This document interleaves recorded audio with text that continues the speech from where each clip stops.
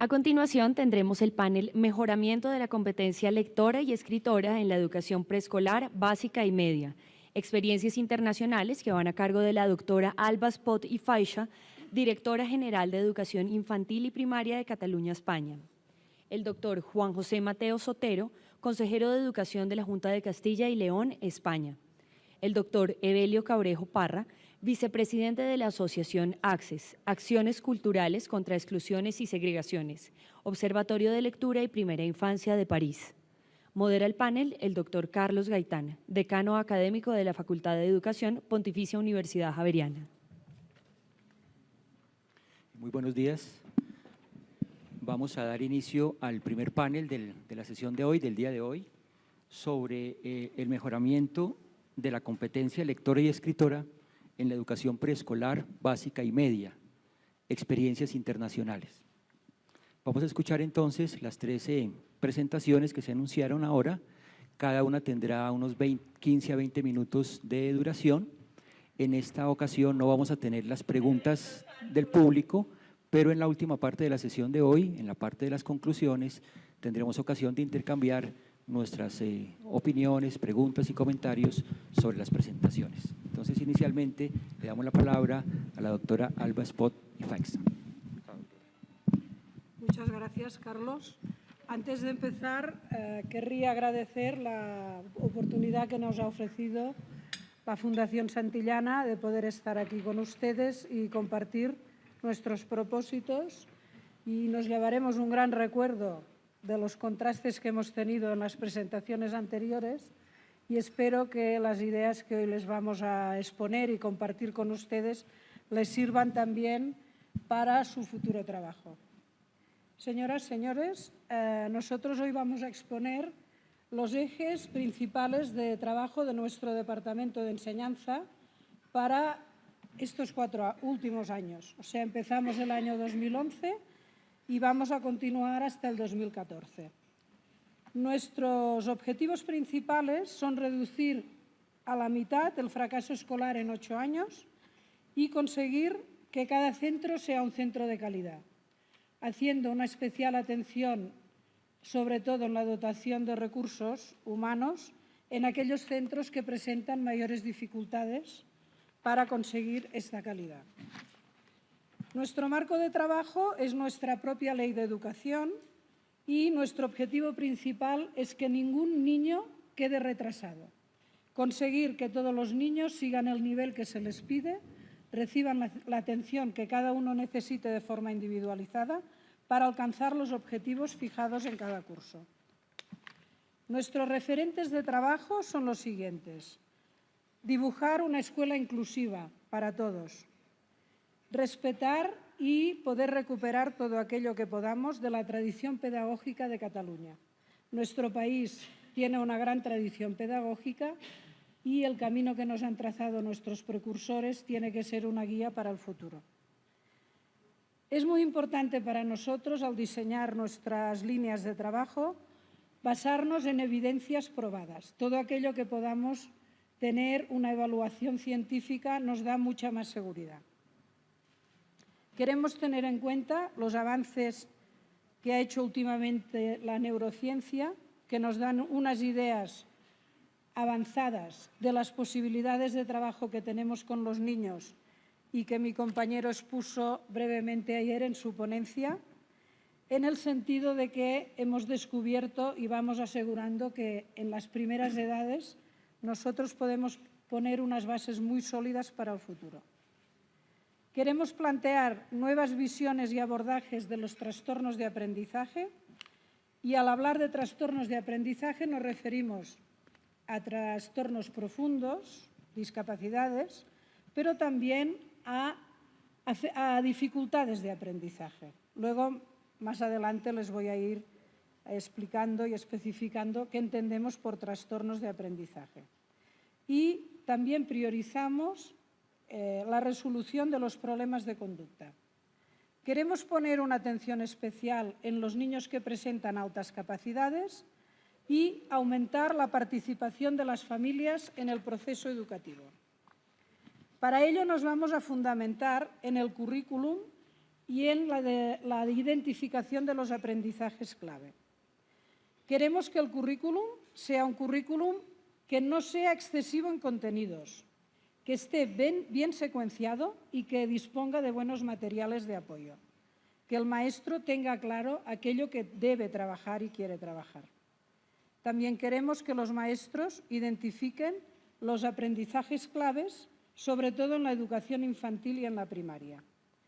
¿Cuáles son para nosotros esos aprendizajes clave? El lenguaje oral, la lectura, la escritura, la habilidad numérica y la educación de habilidades cognitivas como el autocontrol, la capacidad de atención, la flexibilidad y la capacidad de adaptación. Para ello vamos a aplicar unas estrategias muy concretas que son detectar precozmente aquellos trastornos o dificultades de aprendizaje que presenta cada niño. Para ello vamos a necesitar protocolos de detección, instrumentos de evaluación y ponerlos al servicio de los maestros y de los servicios educativos. Hemos puesto en marcha el refuerzo escolar personalizado para aquellos niños en los que identificamos dificultades de aprendizaje. Y nuestro lema es ofrecer a aquellos niños en los que hemos identificado esas dificultades un refuerzo inmediato y continuado para que puedan superar esas dificultades de aprendizaje. Antes les he dicho que queríamos trabajar en base a evidencias probadas.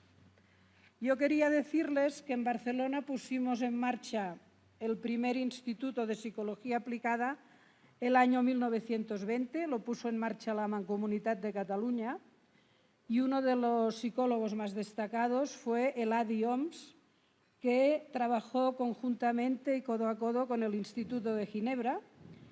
Y a partir de esta colaboración, en el año 1928, se produce en Cataluña las primeras pruebas de evaluación objetivas del trabajo escolar. Estas pruebas las confecciona Alexandre Galí, un gran pedagogo, y a partir de aquel momento en las escuelas de Cataluña es normal y habitual pasar unas evaluaciones periódicas para conocer en qué punto se encuentran los niños y detectar aquellos que presentan dificultades y a lo mejor en la observación diaria del aula nosotros no somos capaces de identificarlo. No es hasta el año 2000 que el gobierno catalán pone en marcha pruebas de evaluación interna para uso de escuelas e institutos y en el año 2009 se pone en marcha una prueba objetiva que la pasamos desde el Gobierno, desde el Consejo Superior de Evaluación, que es una prueba externa al acabar la primaria y otra al acabar la enseñanza secundaria obligatoria. A esto debemos añadir las evaluaciones que recibimos de evaluaciones de organismos externos, como serían las pruebas PISA. Yo quería comentarles muy brevemente que estas pruebas nos han dado idea de que tenemos un grupo muy importante en la educación secundaria, hablaríamos de entre un 20 y un 30% de niños que tienen problemas en la lectura y sobre todo en la comprensión lectora. Esto nos hizo pensar que alguna cosa no iba bien y le dimos en principio la culpa a las etapas de secundaria y al profesorado de secundaria. Pero al pasar las pruebas de primaria pudimos destacar que estos tantos porcientos ya tenían problemas en la educación primaria y en la infantil. Para tener una evidencia más o menos probada en el contexto en el que nos encontramos, seguimos el estudio ProRead que presentó PISA. Hablamos del año 2009, 2010 y 2011, por lo tanto son estudios recientes. Y en ellas descubrimos, si ustedes recuerdan, porque hoy han hablado de PISA anteriormente, clasifica a los niños en el nivel 1-2, 2-3, 3 y 4 y 5, que sería el más alto. Nos encontrábamos nosotros con un 88% de la población en el nivel 2-3, pero en cambio solo teníamos un 10% en la excelencia, en el nivel 4 y 5. Por lo tanto, esto nos daba muestra de que teníamos aquí un gran campo de trabajo. Entonces pensamos, bueno, vamos a ver en la Unión Europea, que son los países de nuestro contexto, qué es lo que ellos están haciendo que nosotros no hacemos, que nos puede producir esta diferencia de trabajo que nos provoca este fracaso escolar. Entonces analizamos los resultados de los primeros puestos de la prueba PISA en Europa y encontramos Finlandia, Holanda, Alemania, Hungría y Francia. En cambio, Portugal y España en los niveles 4 y 5 quedaban muy bajos. Muy bien, ¿qué hacen los que están arriba y que nosotros no estamos haciendo? Y nos dimos cuenta que un factor muy importante de mejora era identificar la dificultad de aprendizaje en las primeras etapas, la educación infantil, y hacer una intervención inmediata. Por lo tanto, estas escuelas, estos países, ofrecían un refuerzo escolar individualizado en el momento que se detectaba esa dificultad de aprendizaje. Vimos, y todos sabemos, que durante unos años Finlandia ha sido el país con mejores resultados y nosotros pensamos, bueno, vamos a compararlo con un país nórdico, porque comparar Finlandia con los países mediterráneos es un poco difícil porque el contexto no es el mismo. Comparamos Finlandia con Noruega, que también tenía buenos resultados, pero peores que en Finlandia. Y el factor que les separaba es que en Finlandia ofrecían el refuerzo desde la educación infantil y en Noruega lo ofrecían al final de la educación primaria en la secundaria. Al final del recorrido, los mejores resultados eran para el país que está ofreciendo la ayuda en edades tempranas. Nosotros hemos puesto en marcha en esta legislatura lo que llamamos el refuerzo escolar personalizado. Y esto nos lleva a dos objetivos. Conocer muy bien al niño desde que entra en la escuela y poder establecer protocolos de estudios longitudinales que podamos seguirlo hasta que acaba la edad obligatoria, cosa que en este momento no tenemos. Pasamos pruebas en etapas concretas, ya se lo he comentado antes, pero si queremos tener el conocimiento longitudinal de un niño en toda su etapa obligatoria, no lo tenemos, está troceado por etapas. Por tanto, uno de los objetivos es seguir ese estudio hasta el final de la etapa obligatoria. Y otro objetivo que tenemos y que ya hemos puesto en marcha este curso es el refuerzo escolar personalizado. Este refuerzo es una medida pedagógica, es una actuación preventiva y pensamos que tiene que ser temporal. Si nosotros detectamos un alumno que tiene dificultades de aprendizaje en la lectura, por ejemplo, confunde la B, la P y la D, o no tiene bien interiorizada el conocimiento de los fonemas, queremos que se actúe inmediatamente y asegurar que ese niño ha aprendido aquello que tenía dificultad de aprender, para asegurarle que no le quede ningún bache en su proceso de aprendizaje de la lectura y después de la lectoescritura. Estamos viendo que muchos problemas que estamos detectando en secundaria son problemas muy fáciles de tratar en la infantil, pero que en su momento no se trataron y se han cronificado y los hemos arrastrado en toda la escolarización. Nosotros priorizamos este refuerzo en los procesos de lectura y escritura, en el aprendizaje de habilidades matemáticas y en la adquisición de hábitos de trabajo, organización y estudio. Podemos encontrarnos niños sin dificultades en el aprendizaje, pero con un comportamiento difícil de controlar en el aula. Lo destinamos prioritariamente a los alumnos de educación infantil, los primeros cursos de ciclo inicial y en el curso de traspaso de la primaria a la secundaria. No queremos olvidar, como les hemos dicho antes, que también tenemos que detectar los alumnos de altas capacidades y ofrecerles un refuerzo escolar personalizado a sus necesidades. Sí. Otro factor importante es que las familias participen en todo este proceso y en España tenemos la Carta de Compromiso por ley, que es un compromiso entre familia y escuela para estar de acuerdo en cómo tratamos la educación de los niños. Este refuerzo se ha incluido en esta Carta de Compromiso. Quería destacarles la importancia que tiene para nosotros tener un currículum comprensivo y funcional en el que destacan los aprendizajes claves y que el maestro tiene muy claro qué aspectos metodológicos va a desarrollar y cómo va a evaluar y difundir el resultado de esas actuaciones.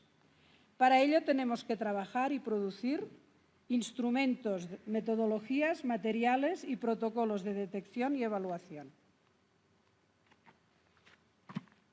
Voy rápida porque me están diciendo que me quedan solo 5 minutos. Otro tema importante que hemos recuperado es el refuerzo de verano, los deberes de verano. Nos dábamos cuenta que muchos niños que siguen bien su escolarización o los que tienen problemas, en verano desconectan completamente y dejan la lectura. Entonces veíamos que era un periodo muy largo sin leer y alejado de las tareas escolares, y hemos propuesto un portafolio de deberes de verano en los que destaca la lectura continuada de 1 o 2 libros durante los meses de vacaciones. Otro tema importante para nosotros es la coordinación entre el profesorado de primaria y secundaria, porque estamos seguros de que aquel alumno que llega a secundaria con un tutor que conoce ya sus necesidades y su recorrido tiene un gran beneficio y una ventaja delante de los que no son conocidos.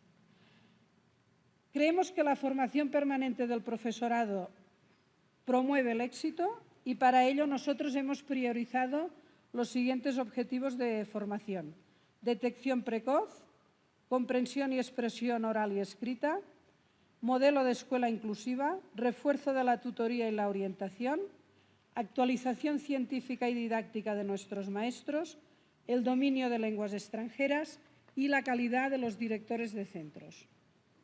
Por lo tanto, nuestros objetivos fundamentales en la formación del profesorado son conseguir mejoras en los resultados educativos, mejorar el proyecto educativo del centro, favorecer el modelo de formación en el propio centro sobre aquellos temas que el claustro de profesores priorice, coordinar la formación inicial y la permanente, y a nivel de formación permanente, si Carlos me lo permite, queríamos destacar, como comentaba ayer nuestro compañero de Chile, el trabajo que hemos empezado a realizar con los decanos de las facultades de pedagogía, en el sentido de fortalecer que los profesores o los alumnos universitarios que quieran ser maestros tengan los mejores resultados de conocimiento de lenguas, de manera que las pruebas de acceso a la universidad pongan una nota límite a aquellos alumnos que querrán estudiar magisterio.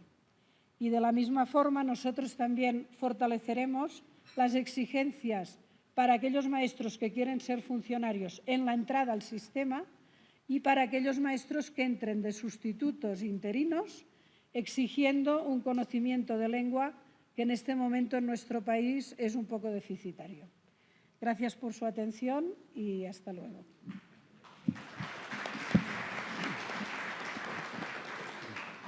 Damos las gracias a Alba por su presentación y a continuación el doctor Juan José Mateos, consejero de Educación de la Junta de Castilla y León.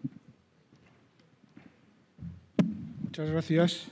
Me apoyaré con unas transparencias. Mis primeras palabras tienen que ser, como no podían ser de otra manera, de agradecimiento. Agradecimiento a la Fundación Santillana y al Ministerio de Educación por habernos invitado a participar en estas 2 sesiones. Yo tengo que decirles que estos seminarios me parecen de una gran utilidad y, desde luego, produce una satisfacción poder venir a trabajar con ustedes y yo personalmente aprender muchas cosas, que es lo que he aprendido hoy y lo que estoy aprendiendo en esta mañana. ¿Y por qué me han invitado?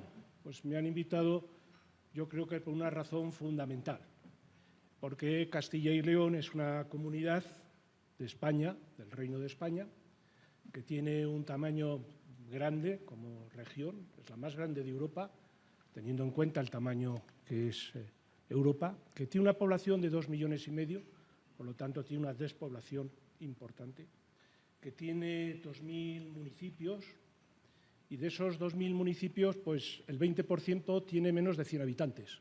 Esa es una de las características que tiene esta comunidad. Y me han invitado aquí porque Castilla y León tiene los mejores resultados de PISA del Reino de España. Es la primera comunidad con los mejores resultados. Como luego les expondré, resultados que lo tiene en lectura, resultados que los tiene en matemáticas y resultados que los tiene en ciencias. Y nos encontramos pues, en un ámbito europeo pues, más cercano al éxito que al fracaso. Y nuestro país, como saben ustedes, no está muy bien, no tiene muy buenos resultados. Sin embargo, Castilla y León pues sí los tiene. No voy a morir de éxito, evidentemente, y voy a tratar de explicarles a ustedes algunas de las razones por las cuales pues, nosotros tenemos mejores resultados. Y además me es muy agradable coincidir aquí con la compañera que es la consejera de Cataluña, porque realmente yo creo que es también interesante ver cómo dos comunidades autónomas, que somos Castilla y León, Cataluña, estamos haciendo esfuerzos muy importantes para estar entre los mejores. Y eso es lo que nosotros hoy yo quisiera explicarles con brevedad. Bien, me pone la primera transparencia, por favor. Mire, para empezar, yo tengo un cierto grado de emoción. Me emociona venir hoy a hablarles a ustedes, hablarles a un país que hablan el castellano como también el español. Y también me ha parecido que para empezar podía empezar evocando pues, una cita de Gabriel García Márquez, que en su libro, en sus memorias, Vivir para contarla. Porque yo creo que expresa perfectamente lo que es todo esto de la lectura y la escritura. Dice Gabriel García Márquez: me costó mucho aprender a leer. No me parecía lógico que la letra M se llamara M y, sin embargo, con la vocal siguiente no se dijera emea, sino ma. Me era imposible leer así. Por fin, cuando llegué al Montessori, la maestra no me enseñó los nombres, sino los sonidos de las constantes. Pasa a la siguiente, por favor. Así pude leer mi primer libro, que encontré en un arcón polvoriento del depósito de la casa.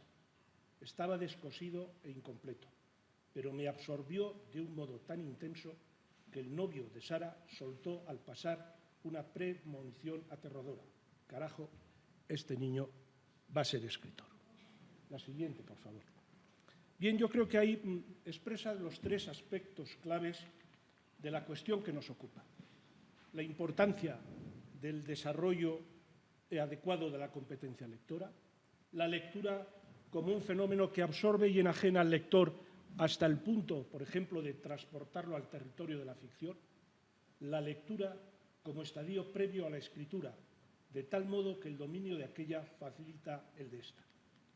Ambas, lectura y escritura, nos remiten a la comunicación lingüística como una de las competencias básicas que deben desarrollar los escolares.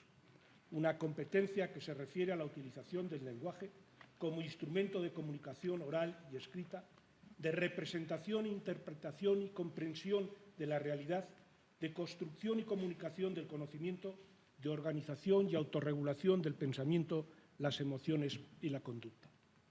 Leer y escribir son acciones que suponen y refuerzan las habilidades que permiten buscar, recopilar y procesar información y ser competentes a la hora de comprender, componer y utilizar distintos textos con intenciones comunicativas o creativas diversas.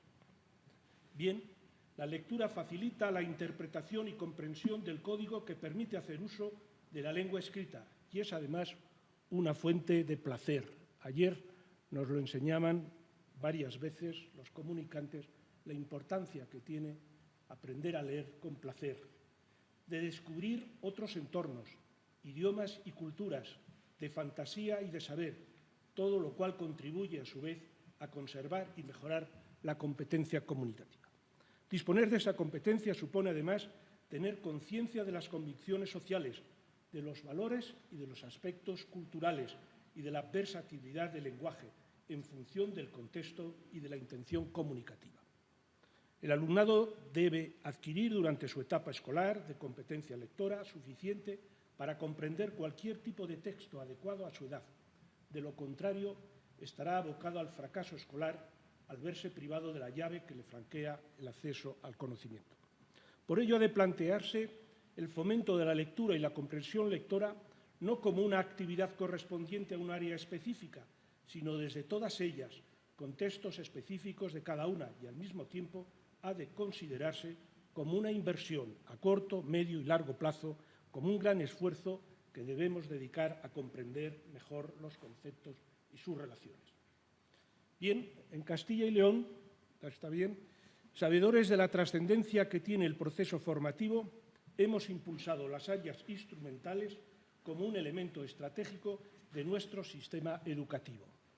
De igual modo, hemos sido conscientes de la importancia que tiene la lectura y, además, la lectura como un eje transversal del currículum y una herramienta indispensable para el aprendizaje de todas las materias. Por eso nos pusimos y realizamos un plan. Tras realizar las sendas evaluaciones diagnósticas de primaria y secundaria, que nos han permitido conocer los resultados de nuestros escolares en el área de la lengua y la literatura, concluimos que para la mejora de la competencia lectora era conveniente, por un lado, adoptar medidas de tipo curricular y, por otro, instrumentar programas específicos de fomento de la lectura. E hicimos un plan que recibe el nombre de Plan de Fomento de la Lectura, o libro, que iniciamos en el 2005. La concepción del plan se sustenta en dos principios fundamentales. Por un lado, tenía que ser un todo, en el que se articulan de forma coherente cuantas acciones se encaminan al desarrollo de la competencia lectora, y no un conjunto aislado de prácticas asociadas a esta o un mero programa de animación a la lectura. Por ello, debía de tener un núcleo central y, además, desarrollarse exactamente en el centro escolar. Por lo tanto, tenía que ser un todo y, fundamentalmente, el desarrollo del propio centro con su propio plan dentro de una estructura general. Este plan tiene unas finalidades, unos objetivos específicos: despertar el interés de los niños por la lectura, fuente de conocimiento y placer; formar lectores capaces de desenvolverse con éxito en el ámbito escolar y fuera de él; dotar a los centros de recursos para el adecuado desarrollo de sus propios planes de fomento de la lectura, una inversión; potenciar la utilización de la biblioteca escolar, un elemento que nos parece clave, y lograr la participación de todos los sectores que intervienen en la educación de los niños y los jóvenes, en los que, claro está, una gran importancia son las familias. Para la consecución de tales objetivos, establecimos dos líneas estratégicas. La primera, referida al ámbito escolar, que nuestro objeto de actuación fueron, en primer lugar, el currículum; segundo lugar, los centros; tercer lugar, las bibliotecas escolares; y cuarto lugar, los profesores. Y, en segundo, por su parte, trata de implicar a las familias.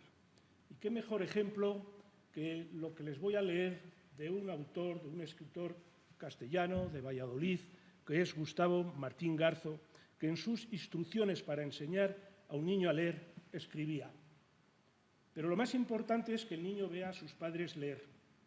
El rubor en las mejillas de una madre joven mientras permanece absorta en el libro que tiene delante es la mejor iniciación que ésta puede ofrecer a su niño al mundo de la lectura. Es decir, la emoción que refleja la madre y que es capaz de transmitir al hijo. Ahí está probablemente uno de los éxitos, como también ayer nos pudieron enseñar. ¿Cuáles han sido las principales actuaciones llevadas en este plan? En primer lugar, la siguiente, por favor, con relación con el currículum. Lo adoptamos en el 2007. Lo que hicimos fue añadirle más tiempo a la formación de los niños en la lectura. Frente al currículum base que determina el Ministerio de Educación en España, en el cual se le puede añadir un 30% más, nosotros añadimos el máximo, más de 140 horas, respecto al del Ministerio. Tal medida se complementó con otra que nos parece que es muy importante y que nos da muy buenos resultados: la obligación de dedicar diariamente un tiempo curricular de lectura no inferior a 30 minutos, en todos los cursos, preferentemente en las áreas impartidas por el profesor tutor del grupo. Tengo que decirles que yo soy un consejero que estoy obsesionado por el tiempo. el tiempo que es necesario dedicar para que nuestros niños, para que nuestras niñas aprendan. Y la lectura, desde luego, lo necesita. Y a nosotros, por eso le dedicamos pues, el máximo de tiempo y además un extra de esos 30 minutos, el tiempo de la lectura. Cuando yo voy a visitar a los centros, me enseñan muchas veces a los niños leer y cómo están dedicándole este tiempo que le hemos decidido. Y luego hay un recurso que empezamos a hacer en el 2004, que es aprender con el periódico.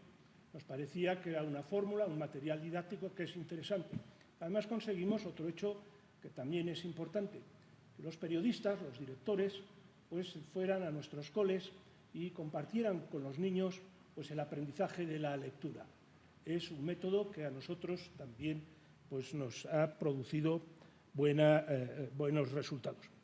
En relación con los centros, pues con relación a los centros modificamos algunas cosas. Hicimos un plan marco general, hicimos planes específicos. Bien, en el plan general pues hicimos los contenidos del plan.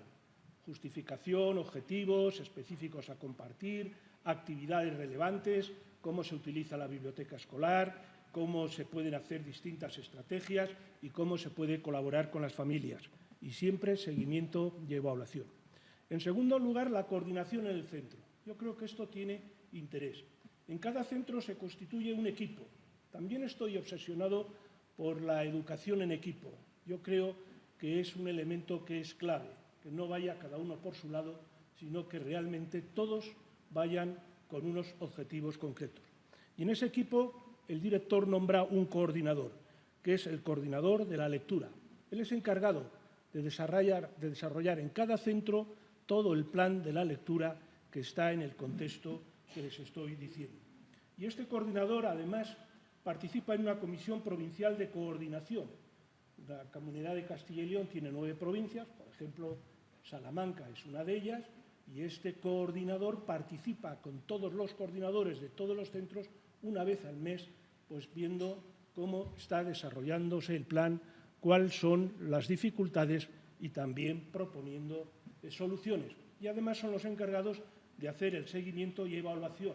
Al principio y al final de cada año hacemos un seguimiento y una evaluación. Las bibliotecas escolares también son muy importantes. Nosotros las cuidamos, nosotros las apreciamos, nosotros les damos el máximo de medios para que puedan ser uno de los elementos de fortaleza de nuestros centros. Y es el lugar donde se puede desarrollar pues, la lectura, que puede ser en solitario, que puede ser en conjunto, que puede ser en presencia de los propios profesores o de los propios tutores.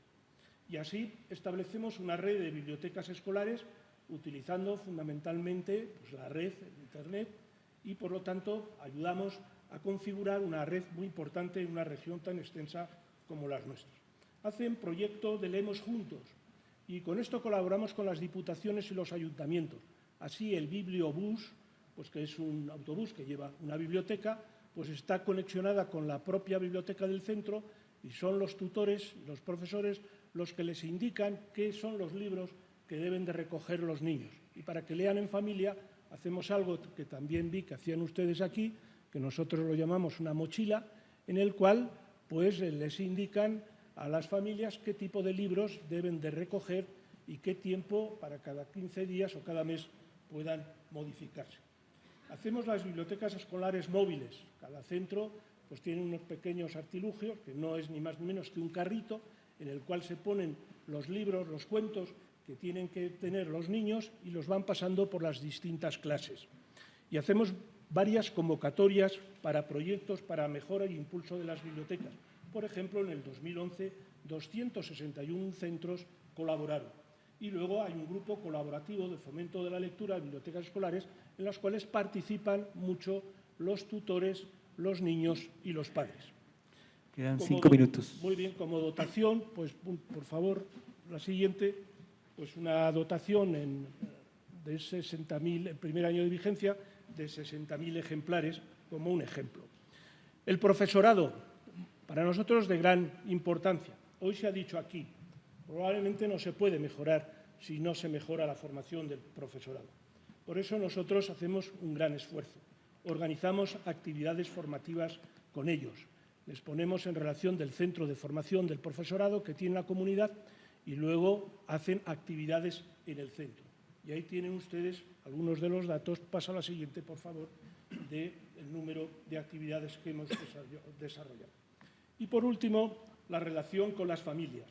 También aquí hay una gran importancia.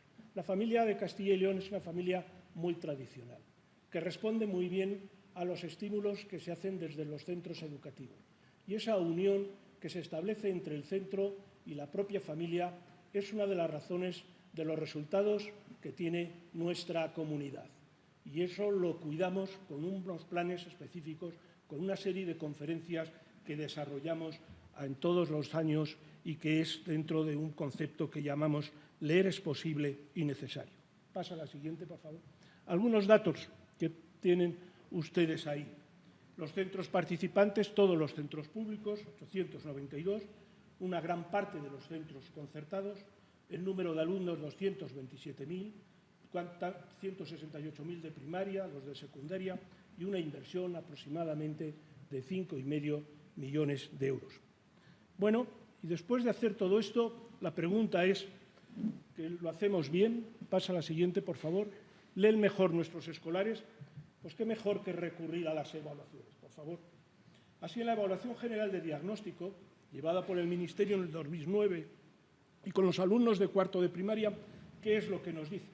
Pues que Castilla y León es la segunda comunidad de nuestro país con 552 puntos y sus resultados según los niveles, pues en casi todos está bastante mejor que la media. Cuando pasa la siguiente, por favor. Cuando hacemos la evaluación de secundaria obligatoria de nuestra comunidad, volvemos a observar los mismos datos. Estamos, en este caso, en tercera posición, pero con muy poca diferencia con los dos anteriores, y lo que es muy evidente es que el 91% alcanza la competencia lingüística básica. Y lo que es también muy importante es que un tercio de alumnos se sitúa en los niveles del cuarto y 5. Por lo tanto, tenemos buenos resultados. ¿Y qué mejor contraste que el internacional, que es el informe PISA y que no tengo que explicarles a ustedes nada más porque le hemos dedicado bastante tiempo en esta jornada? Pero Castilla y León ahí tiene unos resultados interesantes. Se encuentra en las mejores posiciones entre los países participantes, 10 puntos por encima del promedio de la OCDE. Obtiene resultados equivalentes a Suiza, Noruega y Bélgica. La comprensión lectora de Castilla y León es de 503 puntos, lo que le posiciona en el primer lugar dentro de las comunidades autónomas, junto con Madrid en lectura, pero también lo es, y este es un dato también importante, lo es en ciencias y lo es en matemáticas. Por lo tanto, Castilla y León educa bien y, por lo tanto, nuestros resultados pues, nos dan una cierta satisfacción. Es verdad que tenemos que hacerlo muchísimo mejor y estoy seguro que podremos estar pues, mucho más alto. Pasa a la siguiente. Ahí se puede observar las diferencias que hay, por ejemplo, entre España y Castilla y León y las diferencias que hay entre los distintos niveles entre España y nuestra comunidad. Son unas diferencias evidentes.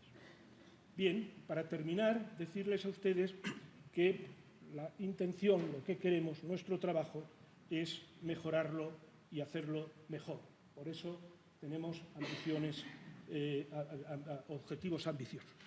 Ponemos la mira puesta en la consecución de la excelencia, en facilitar a nuestros niños y jóvenes el acceso a la sociedad del conocimiento, y nuestro trabajo se orienta hacia el desarrollo de la capacidad de comprensión lectora utilizando diferentes soportes, tipologías textuales, favoreciendo la adquisición de alfabetización mediática.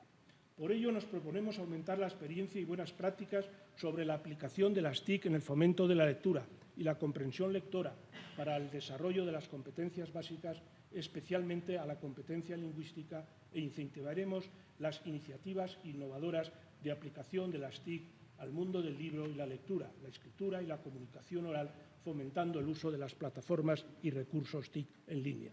Por lo tanto, queremos seguir progresando, tanto en un concepto clásico como en un concepto más moderno, más actual. Y voy a concluir mi exposición del mismo modo que la inicié, con un caso ejemplar.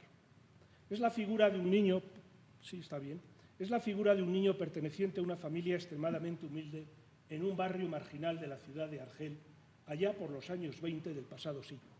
Este muchacho tuvo la fortuna de que cerca de su casa abrieran una biblioteca pública. A ella acudía todos los jueves para tomar en préstamo un libro, cuya lectura le procuraba un extraordinario placer y, como él confesó años más tarde, le arrancaba de la vida estrecha del barrio y terminaba por sumirlo en una embriaguez total. Este muchacho, alimentado por las lecturas y alentado por su maestro, llegó a ser, años más tarde, un célebre escritor, Albert Camus, que en 1957 recibía el Premio Nobel de Literatura. Bien puede decirse en su caso que la lectura lo rescató de la miseria y determinó su vida. García Márquez y Camus, voraces lectores en su infancia, fecundos escritores en su madurez, dos casos ilustrativos de cómo formar lectores y escritores. Naturalmente, nosotros no aspiramos a que nuestros escolares lleguen a ser como ellos premios Nobel. Ojalá. Tan solo pretendemos, y no es poco, que comprendan el mundo en que viven. Muchas gracias.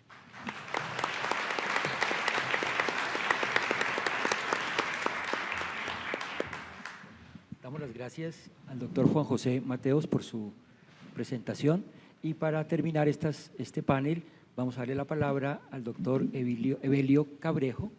Él es actualmente vicepresidente de la Asociación ACCES, Acciones Culturales contra Exclusiones y Segregaciones, del Observatorio de Lectura y Primera Infancia de París. Muchas gracias por su presentación. Tiene también 20 minutos para su presentación. Agradezco inmensamente la Fundación Santillana por esta invitación que me permitió asistir al encuentro que se realizó ayer de Cero para Siempre y también participar con ustedes. Y agradezco a todos los ponentes, paneles, por todo lo que me han transmitido, porque finalmente lo psíquico se expande como el universo y uno sale transformado una vez que ha escuchado a los demás. Entonces, gracias por todo lo que me han transmitido. Para que ustedes, como tenemos poco tiempo y rápidamente, quisiera que para que comprendan el sentido de mis pocas palabras que voy a utilizar, les voy a decir lo siguiente. Yo soy lingüista de formación, he enseñado la lingüística en la Universidad de la Sorbona durante varios años y después pasé un poco a la psicolingüística. ¿Por qué? Porque como lingüista, cada vez que uno construye un modelo de la lengua está ahí para decirle su modelo no funciona. Se han escrito gramáticas, centenares de gramáticas para el español, para el francés, el inglés, y la lengua española, inglesa, no está contenida en la suma de todas esas gramáticas. Y se continuarán escribiendo gramáticas, y la lengua siempre está ahí diciendo como que ustedes todavía no me han comprendido. Bueno, entonces yo me dije, si lo que uno no puede hacer científicamente, ¿cómo es posible que un bebé lo haga durante los 5 primeros años? Porque si no lo hace, después se le volvió un problema. Entonces quiere decir que el ser humano tiene una competencia natural frente a competencias adquiridas por medios pedagógicos. Y yo me lancé a la búsqueda de competencias naturales. Y entonces, acá, entiende ya en qué dirección voy a hablar, es competencias naturales que encajan con las competencias adquiridas por medios pedagógicos. Desde ayer he sentido un sufrimiento a través de la lectura, que más uno la quiere comprender, más se escapa. Y un sufrimiento también con esa idea de comprensión, que los niños no comprenden, que no comprendieron el problema de matemáticas, que tal cosa, que por eso hay un sufrimiento y soy sensible a ese sufrimiento. Y entonces yo quisiera decir una palabra frente a ese sufrimiento como cosa que prepara la lectura. La lectura está integrada naturalmente dentro de los procesos de construcción de significación. Lectura sin construcción de significación no existe. Pero ¿dónde comienzan los procesos de construcción de significación? A un bebé no se le enseña a construir significado, él lo aprende solito. Y el significado no se puede explicar científicamente. Póngase a explicar lo que quiere decir significado y van a tener la sorpresa que eso no se puede explicar científicamente. Pero un bebé, la primera actividad de comprensión de significado que descubrió que los sonidos que salen de la boca y los movimientos del gesto quieren decir algo. y él lo descubrió solo. Y precisamente los primeros libros que todo ser humano aprende a leer en la cultura que lo trae al mundo es la modulación de la voz y los movimientos de los gestos. Y es por eso que hay que hablarle al bebé muchísimo, y al principio se le habla así, frente a frente. Y si el bebé es sordo, paradójicamente hay que hablarle más, porque el que oye combina la música de la voz con la armonía de los gestos que constituyen una doble puesta en escena de la actividad de la psiquis profunda, que es producir significado. Y si el niño es sordo, entonces hay que hablarle muchísimo para que aprenda a leer la gramática del rostro para construir significado. Y entonces el niño sordo, cuando aprende la lengua de signos, articula como todos. Nunca verán ustedes un sordo así. Eso no existe. Entonces, mire, construir significado. Cuando un bebé construye significado, él emerge invisible y silenciosamente como sujeto. Y ese es el secreto.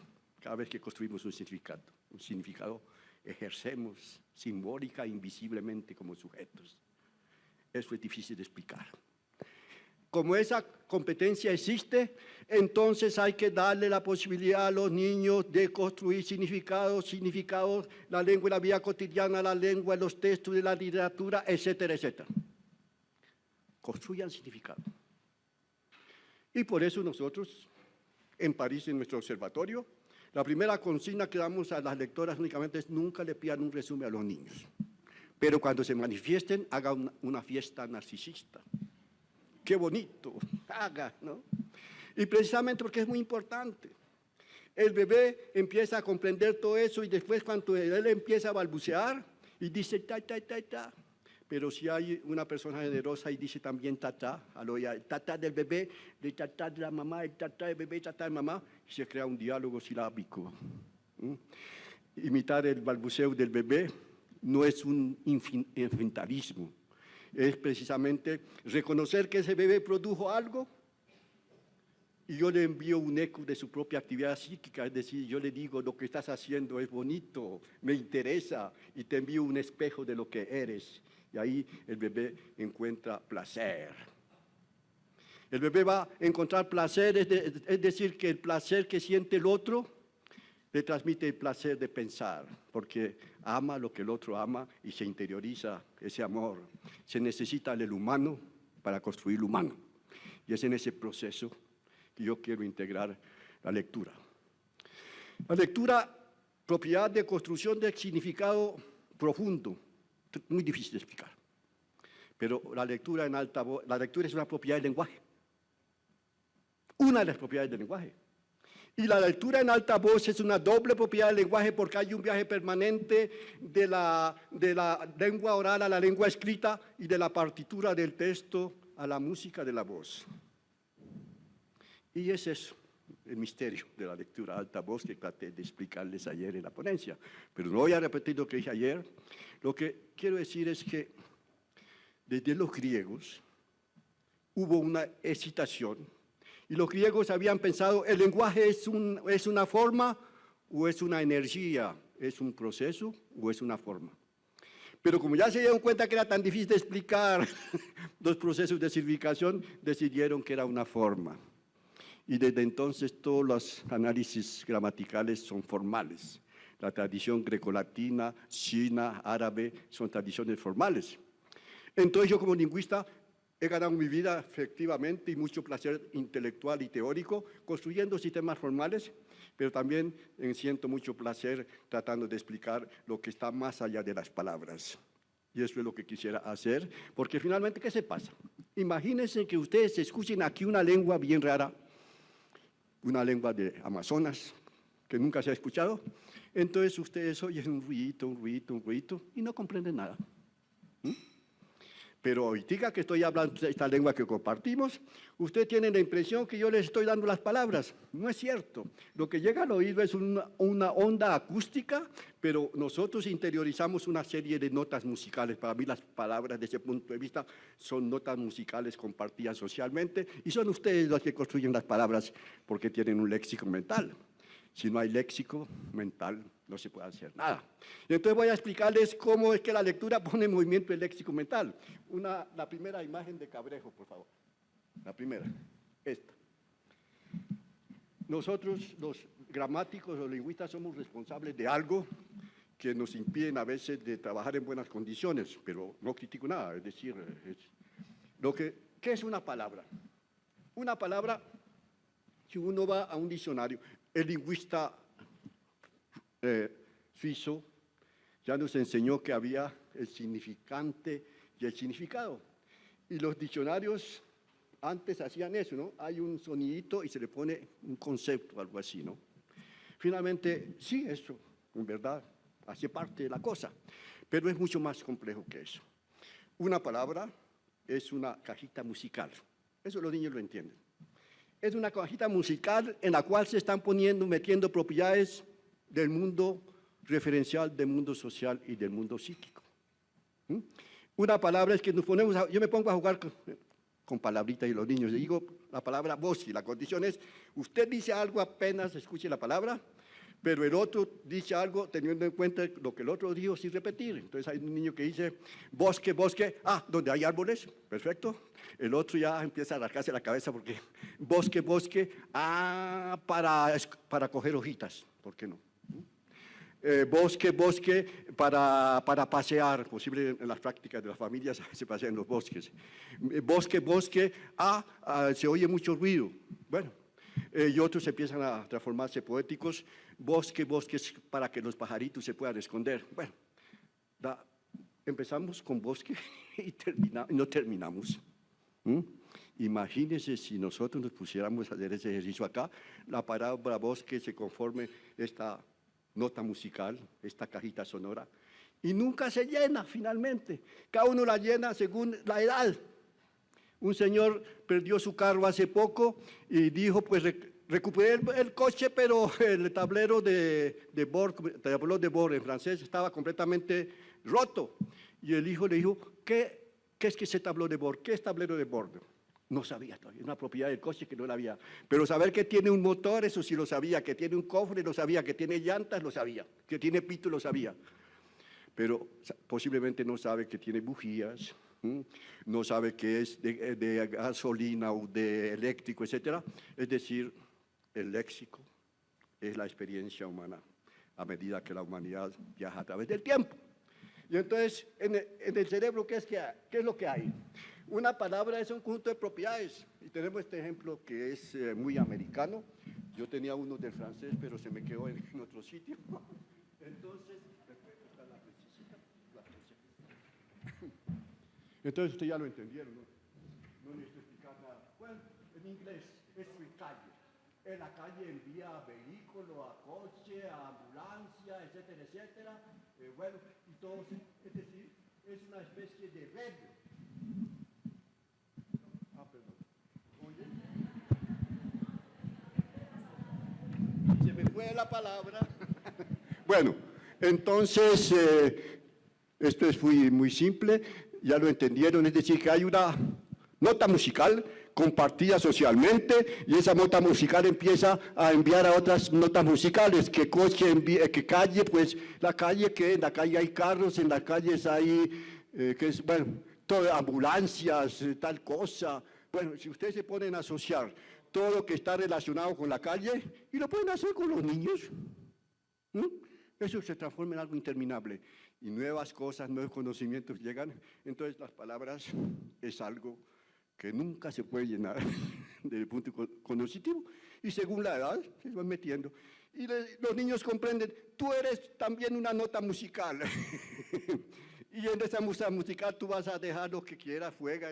Cada uno tenemos esa obligación o ese derecho o cualquier cosa que pasamos nuestra vida tratando de llenar nuestra nota musical y nunca la llenamos completamente, y es lo que queda cuando nos vayamos, ¿entiendes? Bueno, entonces el léxico es eso, pero el léxico mental tiene que construir tres mundos. El mundo referencial. Y por eso los libros de imágenes son muy importantes. Porque a partir del cuarto mes el niño tiene la función icónica, decía ayer en la otra ponencia. Y el niño sabe que la manzana no es una manzana así, y juega para tratar de comérsela. Bueno, eso ya es algo extraordinario. Entonces, los libros de imágenes son muy, muy importantes porque da la forma del mundo referencial. Y eso Aristóteles lo dijo en una frase que decía que la forma es el alma del objeto. Y es muy importante darle a los niños en la construcción del léxico mental el mundo referencial a través de los árboles, todo lo que ustedes quieran, pero también simbólicamente a través de los libros de imágenes.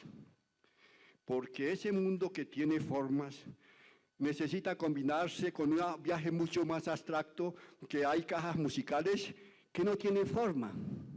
La democracia, la justicia, la injusticia, esas cosas no tienen forma, pero se combinan con oposiciones que permiten de distinguir lo que tiene forma y no tiene forma, y sin embargo se comprende, y hay que comprenderlo. Pero también nunca se comprenderá definitivamente lo que es la justicia, la democracia, el amor, el odio, etcétera, etcétera. El amor, el odio, entonces se envía al mundo interno, íntimo. Luego hay tres mundos que se construyen al mismo tiempo para construir un sujeto humano: mundo referencial, mundo social y mundo íntimo, ese que llevamos en nuestra profunda intimidad. Y esos tres mundos necesitan dialogar. Y los sistemas escolares le damos mucha importancia al mundo referencial, pero los libros a veces no hablan mucho de mundo social y muy poco de mundo psíquico. Entonces, hay dos tipos de lenguaje: el lenguaje indirecto, el lenguaje de la ciencia. Ese lenguaje que yo no construí y me lo transmiten para hacer parte de una cadena simbólica que es muy, muy importante. Y hay también que respetar el lenguaje que viene del niño. Es decir, para que el sujeto exista tiene que tener un lenguaje indirecto y un lenguaje directo. Un ejemplo. Lo he repetido porque me fascina. Un día había una señora haciendo aseo, así, y se quedó mirando al muro y dice: hay que cambiar el cuadro de sitio porque el color se está comiendo los colores. Y el niño, que tenía 4 años más o menos, dice: mamá, yo sé por qué el color se come los colores. ¿Por qué al sol, perdón? ¿Por qué al sol? Que el sol se está comiendo los colores, perdón. Y el niño dice: yo sé por qué el sol se come los colores, porque al sol le gustan los colores. Y le gustan los colores porque para construir el arco iris. Bueno, entonces frente a esta situación hay dos posibilidades.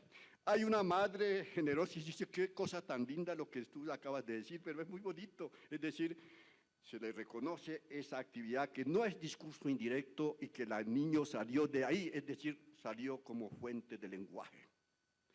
O bien es una madre física y dice: bueno, está muy bonito, pero eso no es así, lo vas a comprender un día, ¡paf! Bueno, entonces, los niños se aburren si les damos únicamente libros contenido informativo. Informativo, informativo, informativo, es decir, que desaparecen como sujetos de lenguaje. Bueno, entonces, en los libros también hay que darle un pequeño espacio. La información es muy importante. No quiero decir que nada de eso, que es negativa, no.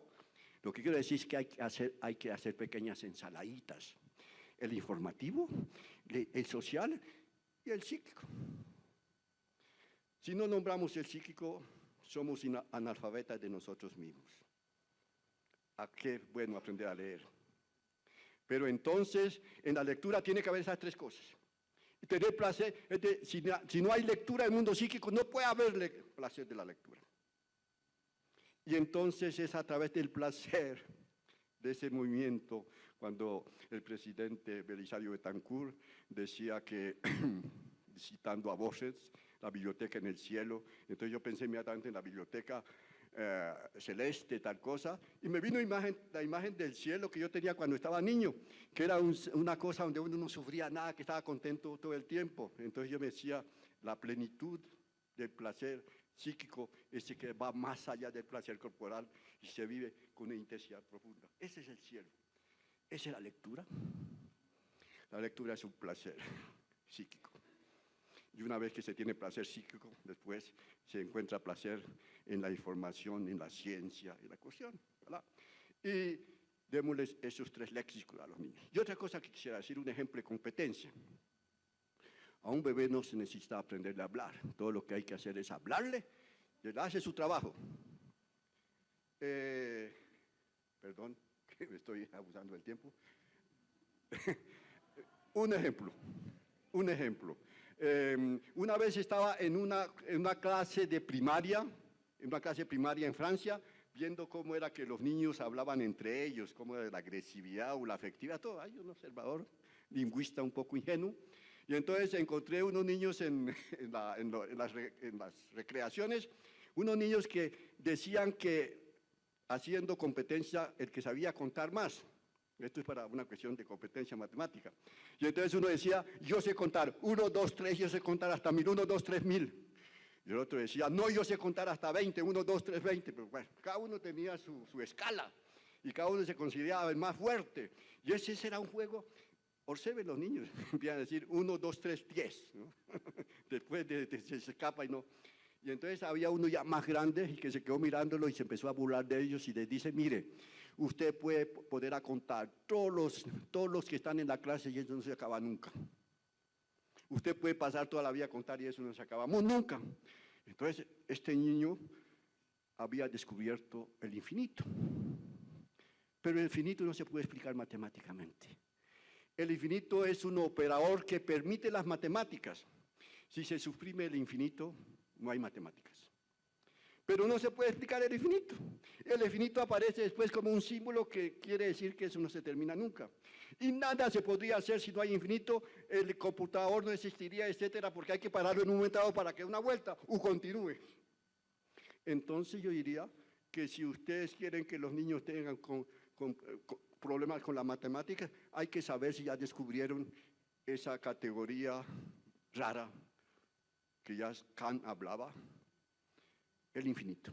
No se puede explicar el infinito, nadie, ni los matemáticos, es un operador que hace que las operaciones no se acaben nunca. Y eso se ocurre hacia los 6 años, pero no todo lo tiene.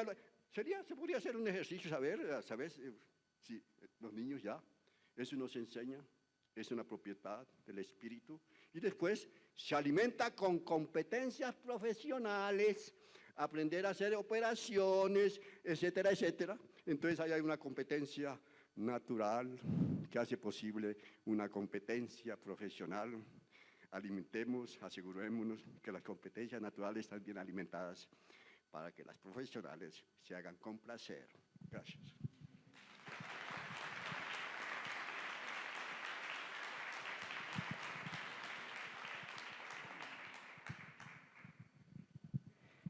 Antes de concluir, quisiera entonces darle las gracias a nuestros 3 panelistas de la mañana de hoy, a Alba, a Juan José y a Evelio, por sus aportes en este primer panel sobre mejoramiento de competencia lectora y escritora en educación preescolar, básica y media.